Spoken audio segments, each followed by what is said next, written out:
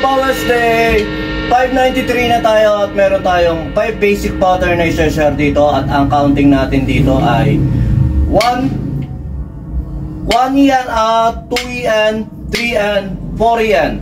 1 yen, 2 yen, 3 yen, 4 yen. Basic pattern to, medyo dun lang sa 3 and 4 tayo. Ay, 4 and 5 tayo meron challenging part. Basta may ano yun. Pero dito sa mga basic pattern natin, meron niya tayong counting na 1 yen, 2 yen, 3 and 4 yen. Okay, try natin itong first pattern.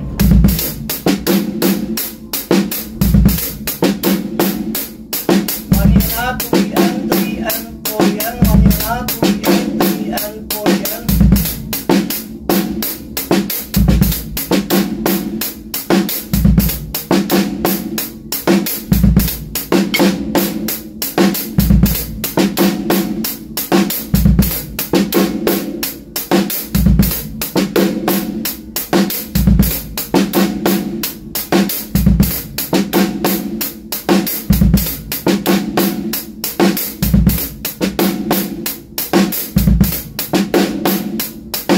Okay, pag nabubulol-bulol tayo, nahihirapan tayong i-count siya habang nagpe-play. Kahit sa isip na lang muna tayo ano tawag doon? Kahit sa isip na lang muna tayo magbilang. Okay, medyo nasisilaw sa mga pag-iilaw natin dito ngayon. At tinatry-try din natin yung mga anggulo ng ilaw. Ito, hindi ko alam kung ano makikita rito sa ano. Basta ganyan. Tapos ayusin natin ulit sa susunod. Okay, pattern 2. Same counting, same pattern, pero yung variation nyo nga syempre naiiba. Okay, pattern 2.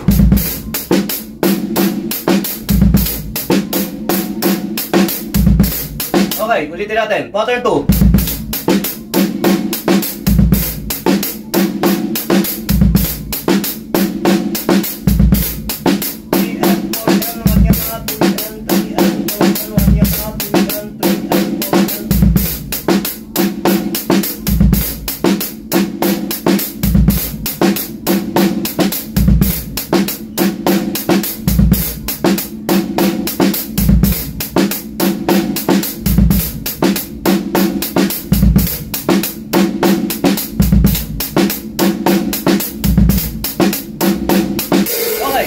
Sa mga susunod na pattern, syempre, sabi ko nga variation lang to ng mga pattern. Yung pattern 2 nito, pwede natin lagyan ng high, ng snare yung 1 E at A. Kaya ngayon pa lang sinashare ko ng basic para sa susunod pag gusto nyo i-try na, syempre, yung kayo lang, lagyan natin ng snare yung 1 E at A. 1 E at A. Okay.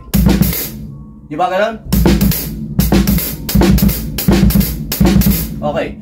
Yung variation na yan, pwede nyo siyang pinapractice na 1 yan na, pwede nyo rin pinapractice na. Okay. Para kahit pa paano nga pag naboboring na kayo sa mga pattern na ganito, nagkakaroon kayo ng variation mo. Tapos pag nakuha nyo na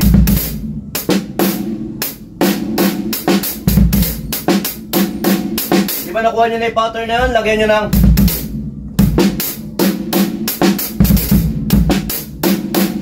lagyan nyo ng kick yung 2.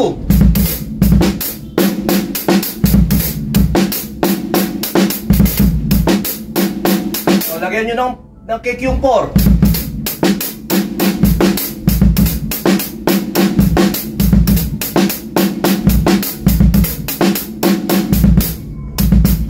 Basta ganun lang.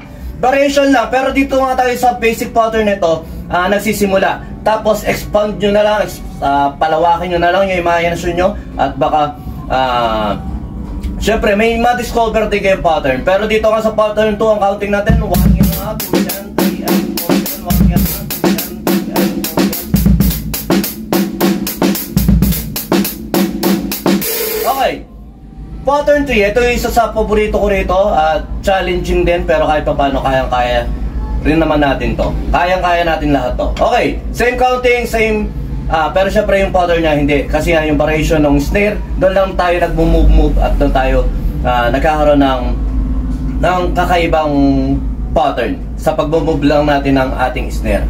Okay, pattern 3.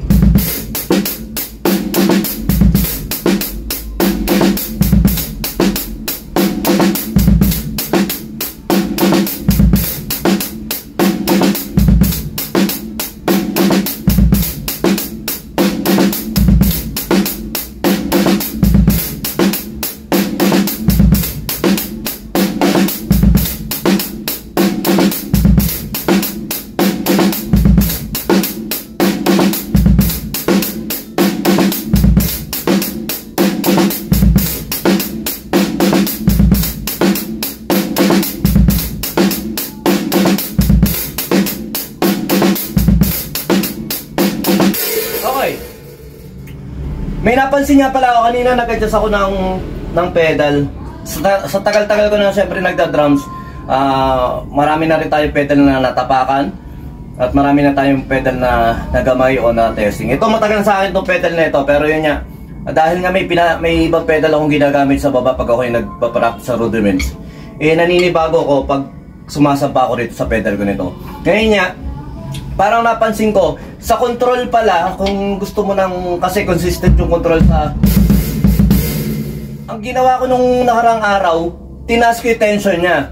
Ang nangyayari naman, lumalaban yung spring. Kumbaga, hindi ko kakampi spring, kalaban ko siya na... Ayun nga, nahihirapan ako mag-push, kaya kumbaga parang hirap o alangan ako rin sa pattern na yun. Kaya nung mga nakaraan ilang videos, nahihirapan ako sa karaniwan naman kasi pag nagpe-play ako sa actual playing na o talagang gig, naglulus ako ng spring ng kick ko kasi nga nandoon yung control. Para sa akin parang syempre inaaral-aral pa rin natin. Yung control para sa akin hindi magmumula ron sa spring kasi di ba yung tension parang bilis pero habang ina-adjustan mo yung tension siya, ang nangyayari naman nagkakaroon ka rin ng tension dito sa likod nung dito sa likod nung sakong mo. Basta dito sa binti mo. At ayun nangangalay.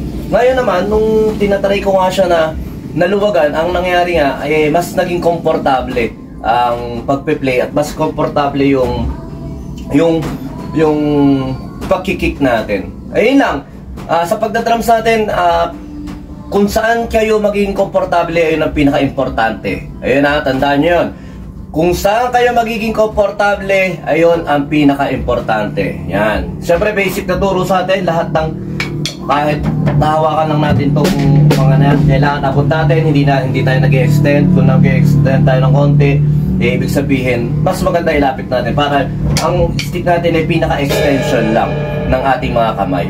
At ayun lang, medyo yung support na yun na-share ko lang. Okay, pattern 4, ito yung isa sa pattern 4, ito yung isa sa pinaka syempre nagiging challenging kung nag-uumpisa pa lang tayo dahil nga ron sa 4EN.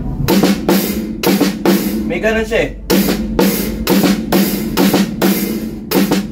Okay, try ko ng isang pattern po tapos simayin ko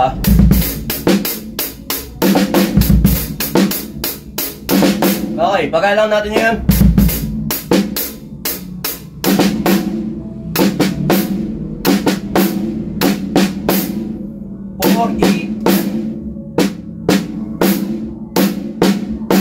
Follow siya pa.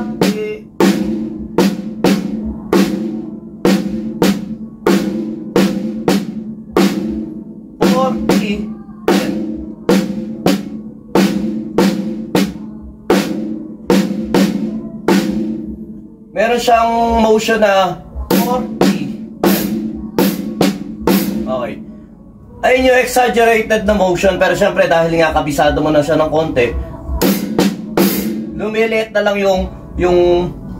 yung action niya. Pero pag sumpisa nga,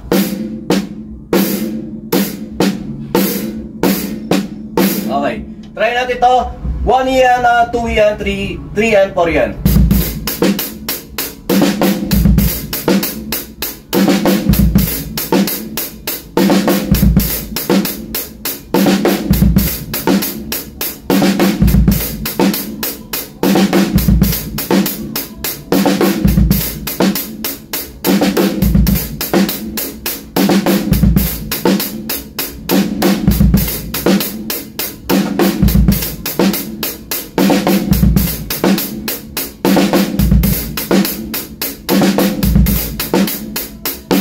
Okay.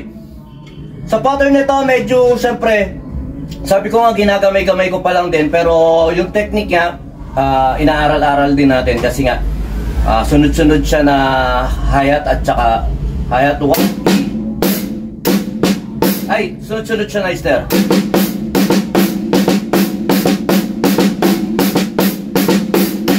Okay. Last pattern, pattern 5, same counting. Meron tayo rito 1 yan, 2 yan, 3 yan, 4 yan. Meron lang tayong dinagdag doon sa pattern 4. Dinagdagan lang natin to pattern 5 ng snare doon sa 3.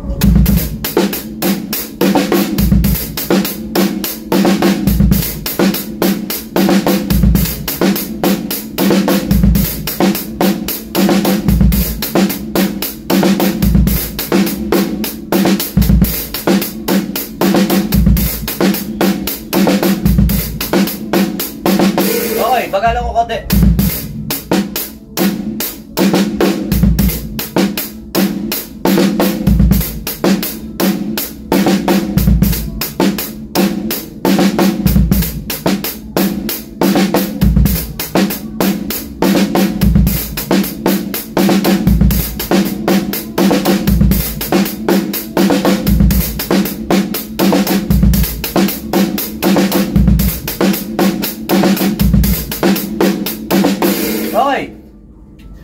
Basic pattern yun, kayang-kaya nyo yun, at tuloy-tuloy lang tayo sa pagdadrums. Basta isipin lang natin, masarap pa rin mag-aral. Kahit na marami na naglalabasan tungkol sa mga AI dyan at mga tawag doon, mga apps tungkol sa pagdadrums, tungkol sa ganito. Mas masarap pa rin syempre yung personal tayo nag-aaral at pinalalawak natin yung mga kaalaman natin tungkol sa drums. Maraming darating na mag-explore sa music, maraming darating na magiging tools sa music, pero sabi nga ni Victor Wooten, ang tools ay mas maganda gamitin kung magiging musical ka. Pero kung ang tools ay mawawala ng pagiging musical o ang ano tawag doon, yung pinaka-character ng music na i-create mo, baliwala yung tools. Kaya gamitin din natin yung mga tools na nandiyan dyan sa mga kapaligiran natin na magagamit natin sa music. Ayun lang, basahin yung thoughts na gano'n. Simple lang yun. Tuloy lang natin ang ating pagda-drums at lalo na yung papawis natin. Yun. Importante yan. Yun, sumayin yung kapayapaan. Peace with you. God bless.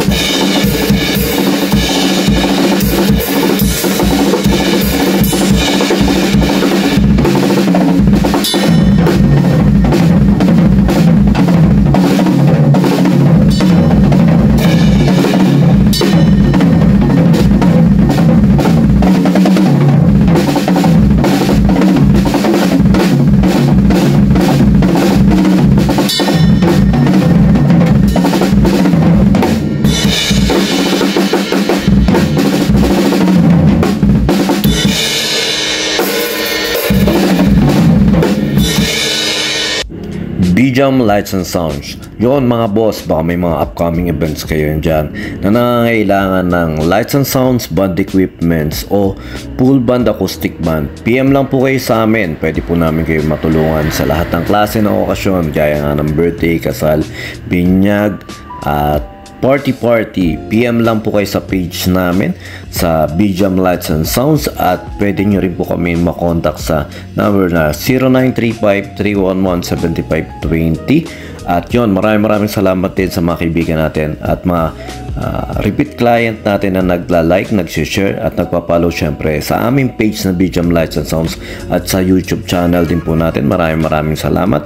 At yun, maraming salamat sa patuloy na pag-like, pag-follow, pag-comment nyo rin po syempre sa aming page at sa mga posts namin. Yun, maraming salamat. Yun lang, sa inyong kapayapaan. Peace be with you. God bless.